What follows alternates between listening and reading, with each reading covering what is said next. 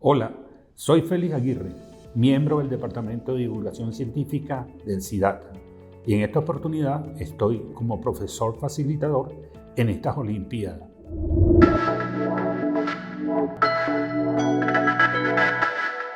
A continuación, vamos a hablar de cifras significativas, redondeo, notación científica, métodos y medidas en astronomía. En ciencia, la precisión no es un lujo, es una necesidad.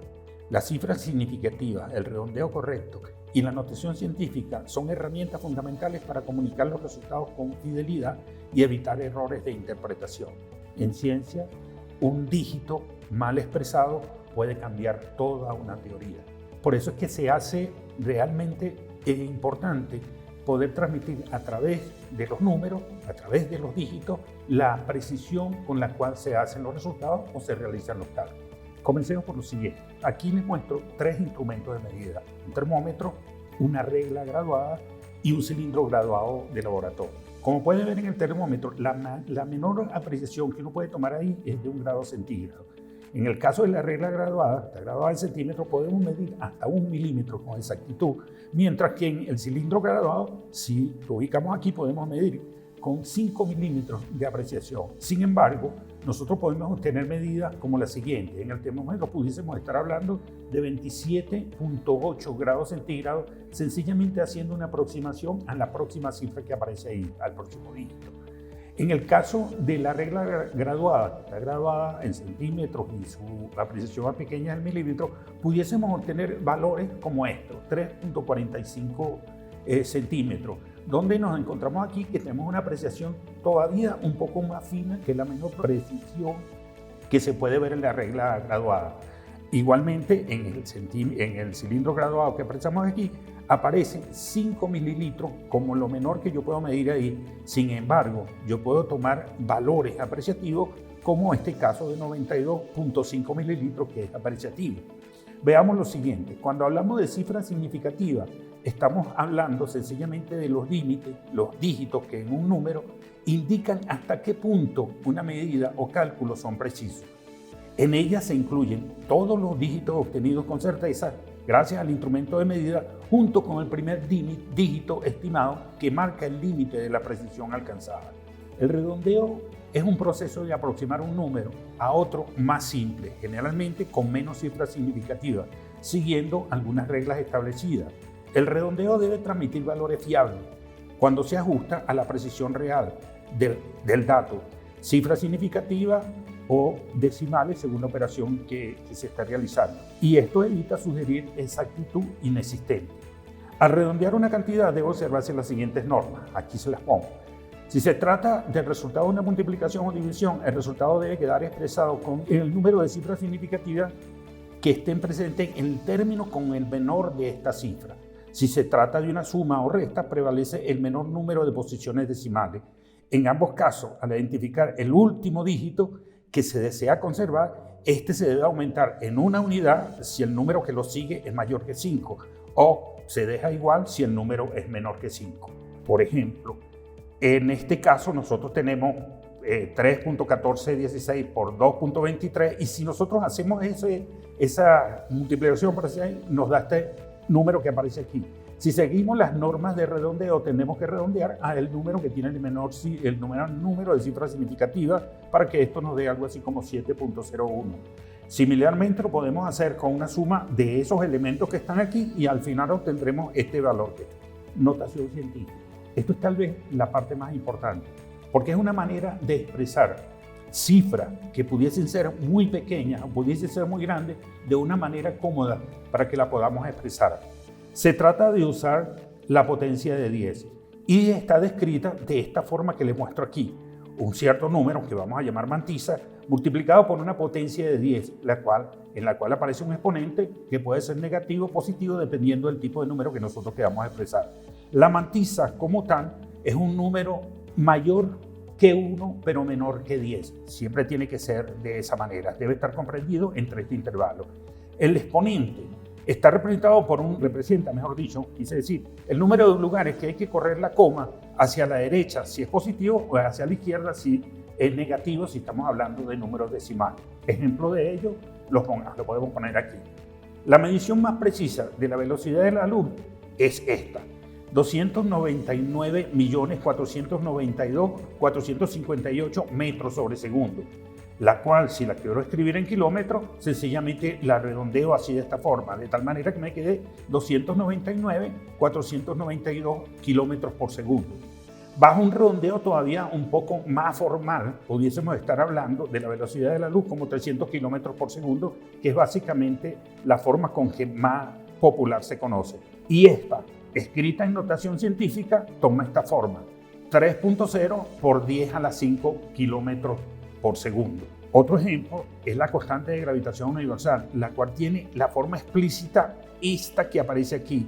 Mira la cantidad de ceros que aparece aquí en esta expresión. Es un decimal extremadamente pequeño. Si nosotros operamos con este decimal, tendemos a tener equivocaciones, a cometer errores para contar el número de decimales presente ahí. Sin embargo, usamos la notación científica para abreviar esto, y en vez de escribirlo de esta manera, utilizamos el último número que aparece aquí y lo escribimos de esta manera: un número mayor que 1, pero menor que 10, multiplicado por 10 a la menos 11. En este caso, 11 representa el número de decimales que aparece aquí. Si hacemos un redondeo de esto, pudiésemos expresarla en 3 cifras significativas como 6.67 por 10 a la menos 11 kilogramos metro sobre segundo al cuadrado. Hablemos un poquito de las unidades. En este caso, unidades de medida. Una breve historia del metro. ¿Por qué el metro? Porque el metro es la unidad fundamental cuando hablamos de longitud. El metro, en 1791, y estuvo la Revolución Francesa por ahí acomodándose con esto, por cierto, el metro como unidad de longitud se definió originalmente como la 10.000.000ª parte del cuadrante del meridiano terrestre que pasa por París, lo que señalo aquí en esta parte. Este sería el meridiano terrestre que está pasando por París, y una 10.000.000ª parte de esa equivalía al metro. Sin embargo, esto, si bien era la unidad de medida en ese momento, el metro, todavía tenía problemas, digamos, para ser apreciativo en el sentido de que pueda reproducirse formalmente en cualquier situación. Se definió más luego el metro en 1889 como la distancia entre dos marcas en una barra de platino e iridio que se conservaba en la Oficina Internacional de Pesas y Medidas de Sèvres, Francia, a 0 grados centígrados. Pero todavía tenía problemas, aún se mantuvo así, pero todavía tenía problemas. Esto llevó a que se hiciera una definición con parámetros más físicos, y en principio ya en 1960 el metro se definió exactamente como 1.650.763,73 veces la longitud de onda en el vacío de la radiación rojo-naranja emitida por el isótopo de Krypton 86. Ya tenía, de hecho, ya aspectos más físicos, se estaba fundamentando en valores reales, pero ya en 1983 se usó una definición todavía más precisa. El metro se definió como la distancia que recorre la luz en el vacío durante un intervalo de tiempo de 1 sobre 299.792.458 segundos, vigente hasta el día de hoy. ¿Y por qué esta unidad? Porque se estaba relacionando con una de las principales constantes físicas que existen en la naturaleza, invariables de paso, que es la velocidad de la luz en el vacío. Aquí les presento una tabla que tiene algunas de las unidades de longitud, y aquí añado en la parte de abajo las unidades de longitud que se usan en la astronomía. Bueno, comenzamos por hablar del metro. Bueno, sí, el metro como unidad patrón en el Sistema Internacional de Medidas es la base para todas las medidas físicas. El kilómetro resulta ser todavía un poco más práctico si queremos medir distancias más grandes. Y encontramos que el kilómetro es 10 a la 3 metros, 1000 metros en toda distancia. Si lo utilizamos en escalas terrestres, podemos medir hasta el diámetro de la Tierra o órbitas inclusive cercanas a la Tierra. Aparece después la unidad astronómica. La unidad astronómica está definida así como la distancia promedio que hay entre el Sol y la Tierra, y es algo así como 1.496 por 10 a la 8 kilómetros. Esto lo utilizamos dentro del sistema solar para medir las distancias como las órbitas, los radios de las órbitas planetarias. Pero si nos salimos del ámbito, si se quiere, del sistema solar, ya la unidad astronómica no es la unidad más pertinente para medir. y ahí se define el año luz. Se introduce el año luz y se define como la distancia que recorre la luz en un año. Recuerden que hace rato, anteriormente les dije que la luz se movía a una velocidad de 300.000 kilómetros por segundo, más o menos. Imagínense eso en un año. Bueno, eso si lo ponemos en términos de unidades astronómicas, da algo así como 61.261 unidades astronómicas. Y se utiliza, digamos, desde el punto de vista de la divulgación para referirse a distancias estelares. Pero además de eso, hay una unidad que le gusta a los astrónomos y es con la que básicamente trabajan, que se conoce con el nombre de parsec. El parsec se define a través de un método que se llama paralaje y resulta que el parsec es algo así como 3,26 años luz y lo utilizan para medir distancias estelares, pero ya desde un enfoque no divulgativo, sino más bien de investigación. Pero además de esto, las distancias en el universo son todavía más grandes, de tal manera que el parsec a veces deja de ser útil y se utiliza el kiloparsec, que el nombre, como el nombre lo indica, el kilo significa 1000 veces un parsec. Se utiliza para medir escalas galácticas. Pero además de esto tenemos el megaparsec. Aquí estaríamos hablando de 1 millón de parsecs y ya lo utilizaríamos para medir distancias extragalácticas. Y por allí tenemos el gigaparsec, que es algo así como 10 a la 9 parsecs. Estamos hablando de 1.000 millones de parsecs. Y no solamente estaríamos hablando de distancias extragalácticas, sino por aquí ya más o menos estarían las dimensiones del cosmos, del universo conocido o observado, como se le dice, hasta el momento. Veamos algunos ejemplos de los ámbitos del uso de estas unidades. Por ejemplo, pudiésemos hablar de kilómetros cuando nos estamos refiriendo a las dimensiones de la Tierra, o qué sé yo, cuando nos estamos refiriendo a la órbita, por ejemplo, de la Luna. Ahí funciona muy bien, la Luna, 384.400 kilómetros, es digamos la distancia promedio, o el diámetro de la Tierra, que es un poco más de 12.000 kilómetros. Pero, como les dije, si cambiamos de ámbito y nos venimos aquí a hablar del sistema solar, lo que vamos a utilizar es la unidad astronómica, que como les dije, es la distancia promedio que hay entre la Tierra y el Sol.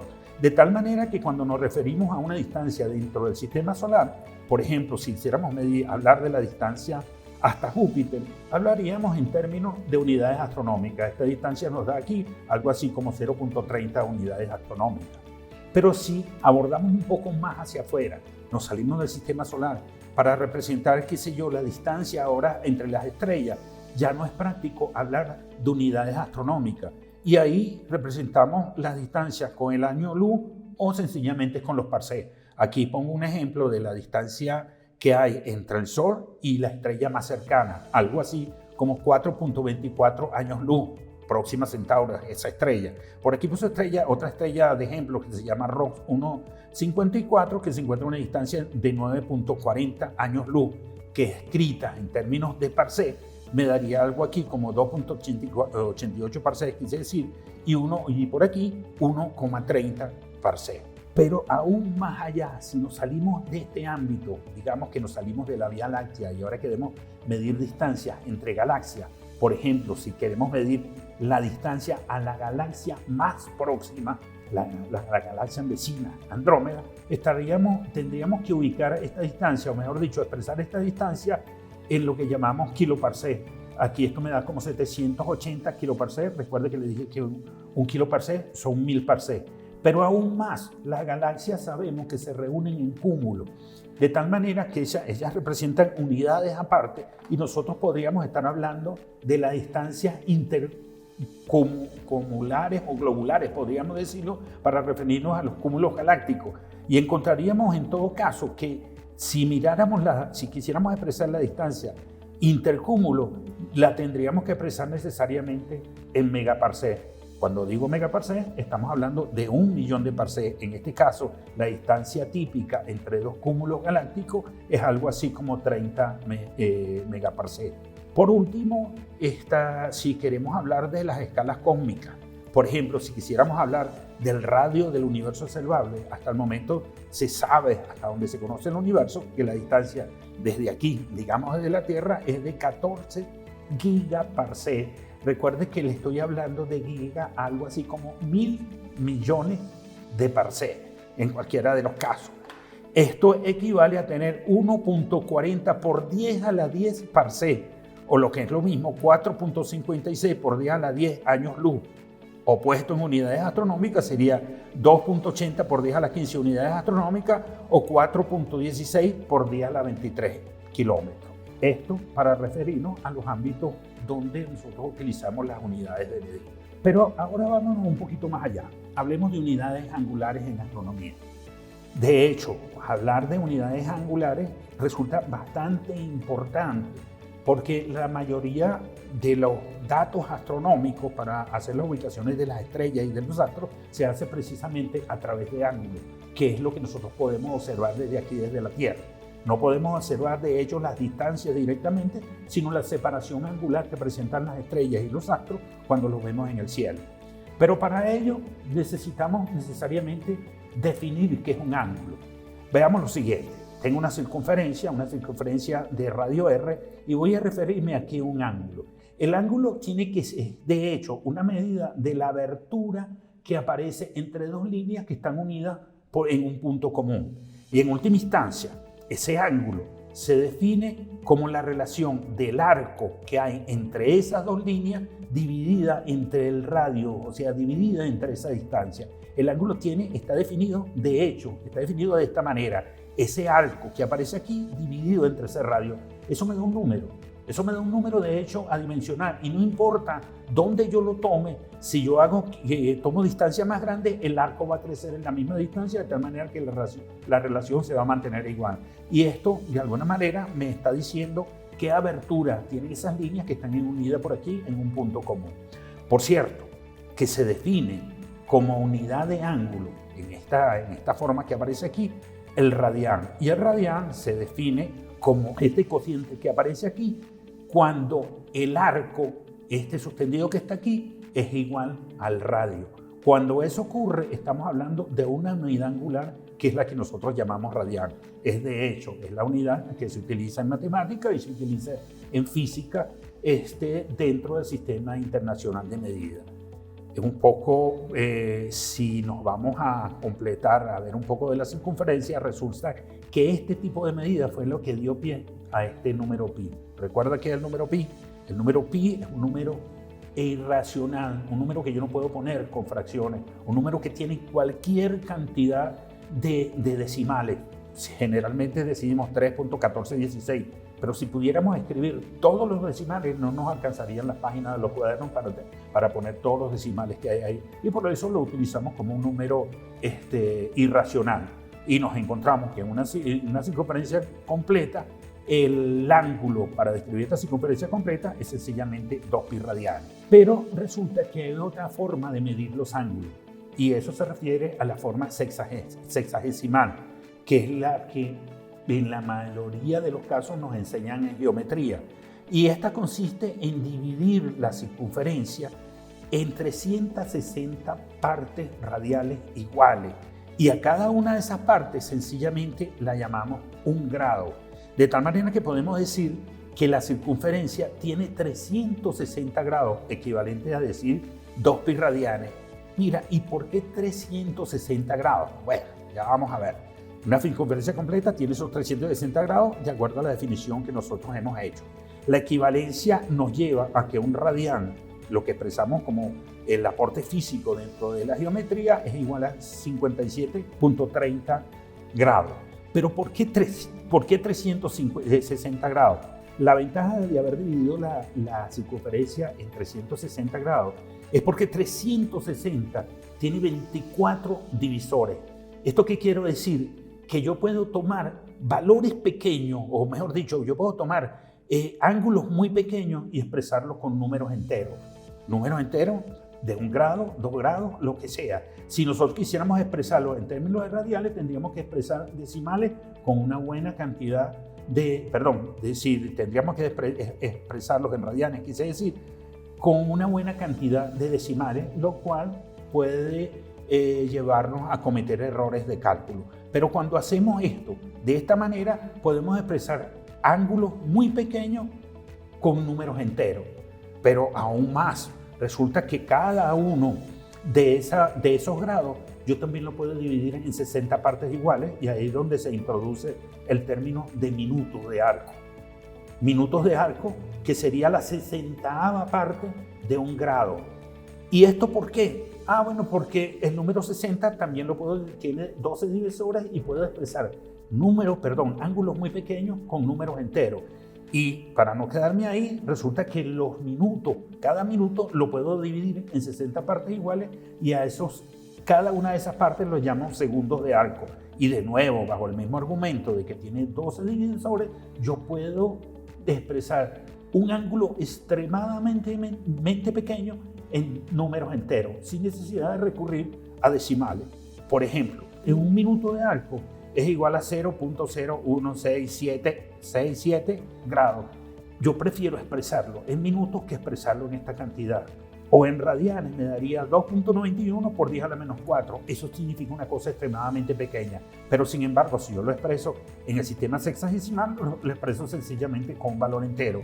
O en el caso de los segundos, un segundo es 0.002777 grados, lo que equivale a 4.85 por 10 a la menos 6 radianes. Expresarlo en radianes significa que tengo que utilizar números muy pequeños, números con bastantes decimales. Expresarlo en grados también me dice exactamente la misma cosa, pero ese mismo valor yo lo puedo representar con un número entero, que serían los segundos. O sea, puedo hablar de 1 segundo, 2 segundos, 3 segundos. Y eso, de alguna manera, me dice por qué es preferible utilizar el sistema sexagesimal en vez de utilizar los radianes, quise decir, cuando estamos hablando de medida en astronomía. Por ejemplo, si yo estoy midiendo efectivamente 2 estrellas en el cielo que no están juntas, sino que yo sencillamente veo que desde donde yo las mido tienen una separación. Esa separación yo la mido a través de un ángulo. Puede ser que el ángulo que yo mida sea 2575 y que esto sea medido en grados. Si yo no quiero expresar esta cantidad decimal que aparece aquí, sencillamente recurro a la expresión sexagesimal, y si recurro a la expresión sexagesimal, tengo que transformar estos señores que están aquí en cada una de esas partes. Quiero decir, en grados, minutos de segundo. La forma es fácil: separar la parte entera, y esa parte entera es la que voy a llamar grados. La parte decimal restante la multiplico por 60 y nuevamente separo la parte entera, y a eso los llamaré minutos de arco. Y los restantes también hago exactamente lo mismo y los llamaré sencillamente segundos de arco. De tal manera que ese 11,2575 grados es equivalente a escribir 11 grados, 15 minutos, 27 segundos. Transformando a forma radial, esto significaría pasar sencillamente de grados a radianes, o pasar de esta forma sexagesimal a esta forma de grados, y de grados a radianes. Y eso me daría ese mismo ángulo que está ahí, 0.1965, lo cual me está diciendo que tendría que trabajar como con 4 decimales, y a la hora de operar esto me puede llevar a errores. Es preferible siempre medir de esta manera. Hay un método de medida que se conoce con el nombre de paralaje, y aunque aquí me adelanto unas cosas que están un poquito más adelante, lo voy a poner de esta forma. Supónganse ustedes, y para utilizar, si se quiere, la definición astronómica, que esto que está aquí es la Tierra, y desde aquí se observa una estrella. 6 meses más tarde la Tierra estaría por aquí, por esta parte, y observaría la misma estrella. Pero cuando observan la estrella desde aquí y la observa desde este lado, ve que sencillamente se ha desplazado un cierto ángulo, que va a ser básicamente este ángulo que está aquí. Nosotros podemos decir, bueno, mira, si yo mido ese ángulo, bueno, esto quedó movido, realmente debería estar aquí. Si yo mido ese ángulo, yo ese ángulo lo puedo definir sencillamente en radianes como esta relación de este arco que está aquí dividido entre esta distancia, porque así definimos un arco. Pero imagínense ahora que esta estrella está muy alejada, de tal manera que ese triángulo que aparece aquí, yo lo puedo poner así, de esta manera, tal que la base, en cualquiera de los casos, que es el arco que apareciese ahí, básicamente yo lo comparo con el diámetro de la órbita de la Tierra. Mientras más lejos esté esto, la comparación va a ser cada vez más exacta. De tal manera que el ángulo que yo estoy midiendo lo puedo medir ahora entre el diámetro de la Tierra dividido entre D, que es esto que está aquí. Si yo mido ese ángulo, es inmediato que yo de aquí puedo despejar esta distancia y puedo conocer este señor. midiendo ese ángulo de paralaje dispuesto así de esta manera, yo puedo determinar la distancia de esta estrella, o digamos, algo que en principio no podía hacer cuando sencillamente medía los arcos. Aquí es donde se define el parsec como tal, y es que usan los astrónomos para medir distancia. Y se define un parsec como la relación que hay entre una unidad astronómica y un segundo de arco expresado en radianes. Por eso es que nos da algo así como, un parsec es algo así como 3.09 por 10 a la 13 kilómetros. Un parsec es igual en años luz a 3,27 años luz, y un parsec en unidades astronómicas correspondería a estos 206.280 unidades astronómicas. Veamos, métodos para medir distancias astronómicas. Una de las primeras cosas que encontramos es la tercera ley de Kepler. Después tenemos el paralaje, que acabamos de explicar ahí, para estrellas cercanas, lo que se llama candela estándar para medir distancias extragalácticas, y la ley de Hubble para medir distancias ultragalácticas, quiero decir, por allá en los confines del universo. En el caso de la tercera ley de Kepler, recuerden lo siguiente: la tercera ley de Kepler me dice sencillamente que el cuadrado del periodo orbital es proporcional al cubo del semieje mayor de la respectiva órbita del objeto que nosotros estemos viendo. O sea, en las cercanías del sistema solar, yo puedo medir periodos, orbitales, y utilizando la tercera ley de Kepler puedo medir la distancia a la cual se encuentra ese objeto. Bueno, las aplicaciones están por aquí.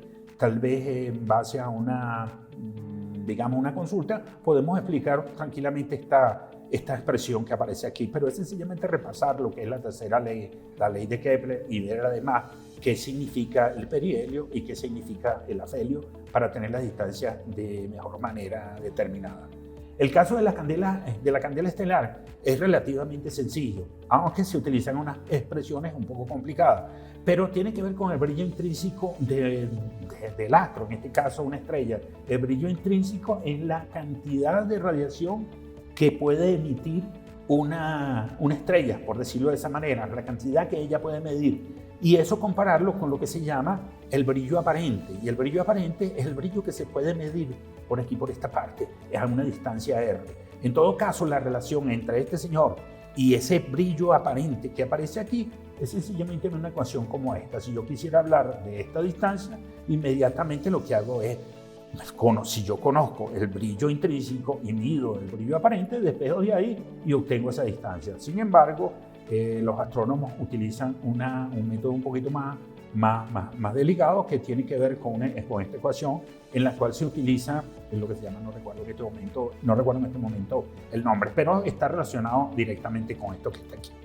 Para ello, las miden con un tipo de estrellas llamadas RR Lyra, Cefeidas, e inclusive con supernovas tipo A, que son supernovas que se producen por la explosión de una enana blanca que se estaba alimentando de una compañera. Las RR Lyra y las Cefeidas son estrellas variables, y esa variabilidad está relacionada con el brillo intrínseco. La última forma de medir distancia es a través de la ley de Hubble. Hubble descubrió, ya se sabía, pero él midió que la galaxia por allá en los confines se estaban alejando, y esa velocidad de recesión estaba ligada, si se quiere, bien asociada a la distancia a la cual se encontraba la estrella. De tal manera que si se pudiese conocer esta velocidad y esta constante que aparece aquí, que es la que se conoce con el nombre de la constante de Hubble, se puede determinar esa distancia. Resulta que para medir esas distancias se puede medir a través de un fenómeno que se llama corrimiento al rojo, y se determina a través de análisis espectrográfico. Se determina ese corrimiento al rojo, a través de ese corrimiento al rojo se determina básicamente la velocidad, y después de tener la velocidad se tiene efectivamente la distancia al cual se encuentra. Ya no estaría hablando aquí de estrellas, sino estaría hablando de galaxias. Bueno, hasta aquí queda lo que yo quería informarles. Esto que aparece aquí es mi correo electrónico para cualquier consulta que puedan haber, y bueno, los invito a visitar nuestras páginas o nuestras redes sociales, donde encontrarán información relacionada a cada uno de estos temas. Hasta el próximo tema. Thank you.